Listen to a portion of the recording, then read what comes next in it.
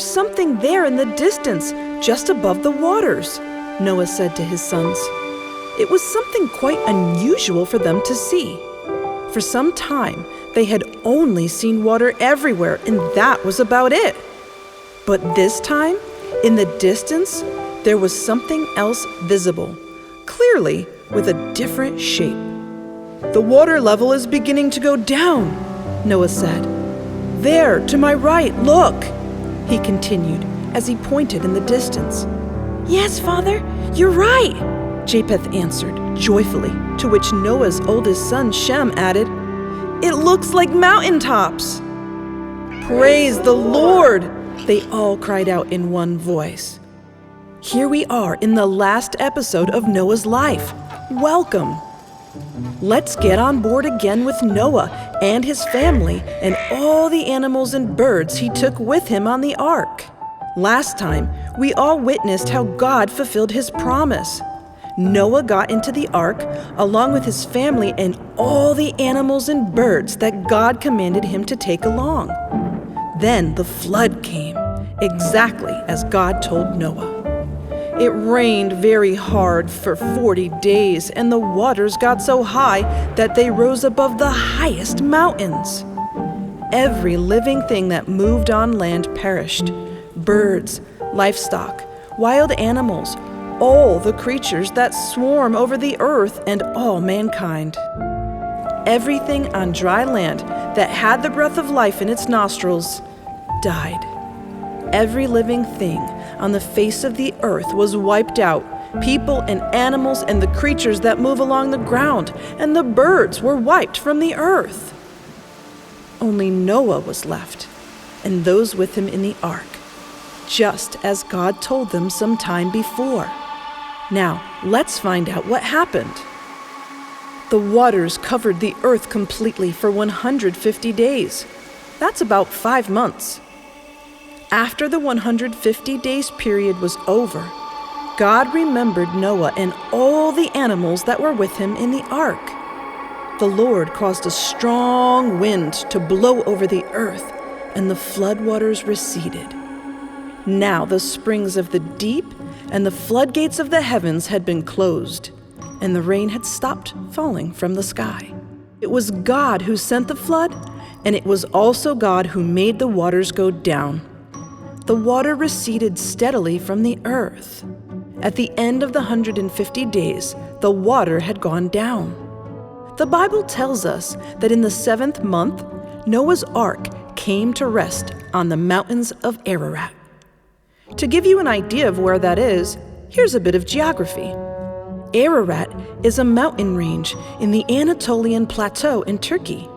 The Ararat Mountains have 2 peaks, Big Ararat with a height of 16,945 feet, and Little Ararat with a height of 12,782 feet.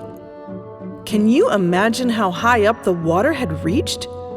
Despite how much water there was, the floodwaters continued to go down during the following months.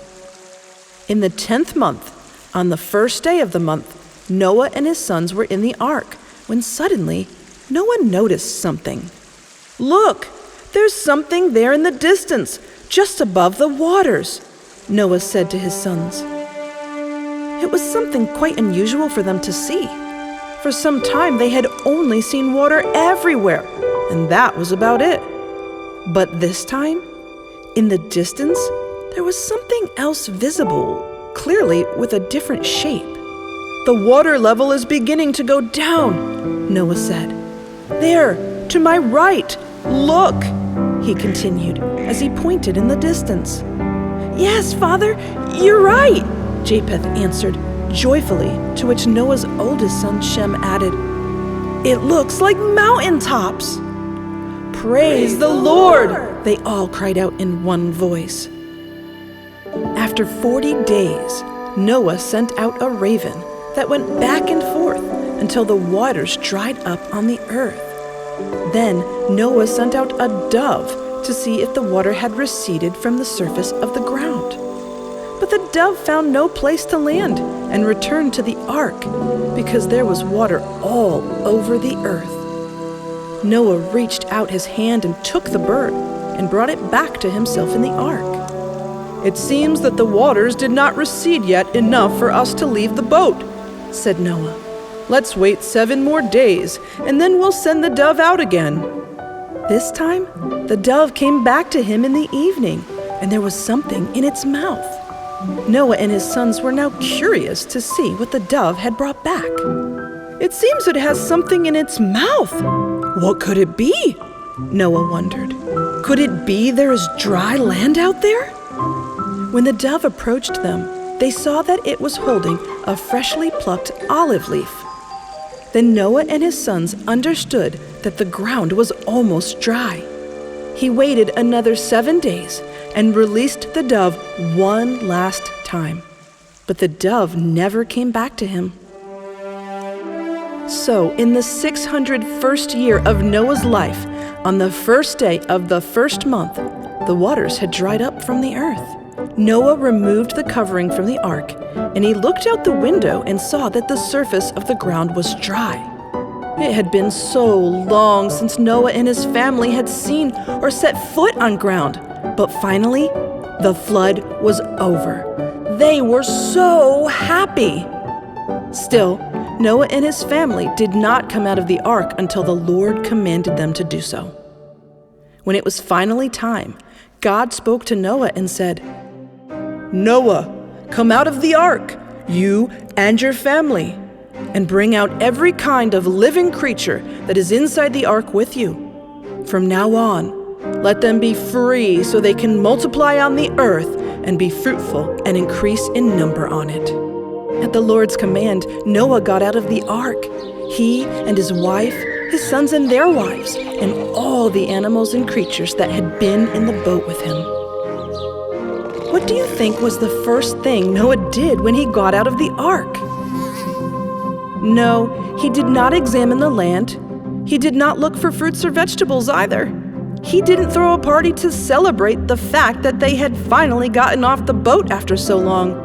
Nor did he hurry to unpack everything that he had gathered in the boat, even though they had a lot to do now that they were on the land. The first thing Noah did when he got off the ark was to build an altar to the Lord. There he offered sacrifices to the Lord, thanking him for the way he had cared for him and his family all that time. There are times when we also receive things that we are very happy about, and it is very good to enjoy them.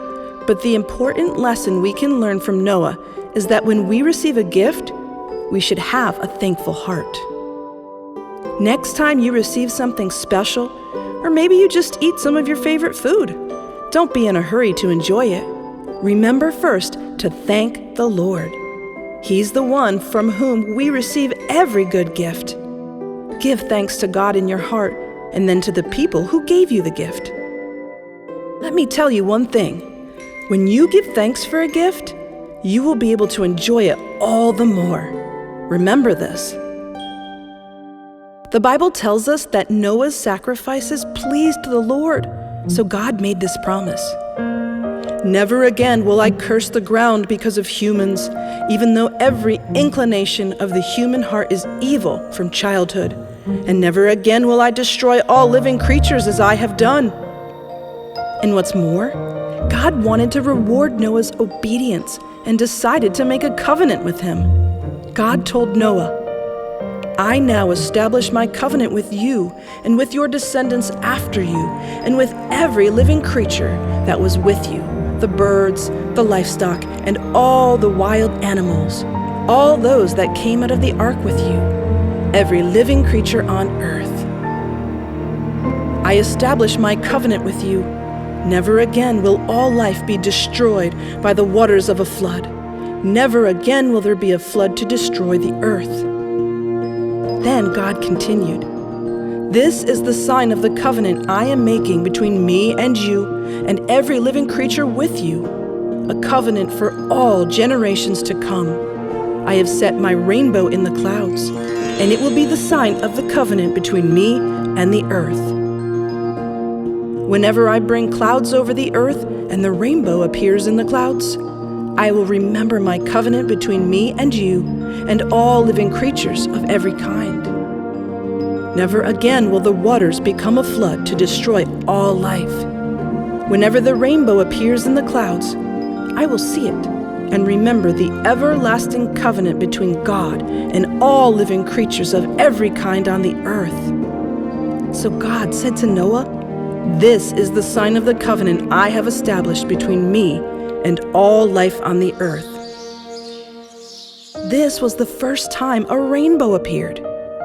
Dear children, every time you see a rainbow, remember that it is the sign of God's covenant with us. God Himself sees it and remembers the promise He made to Noah and his family.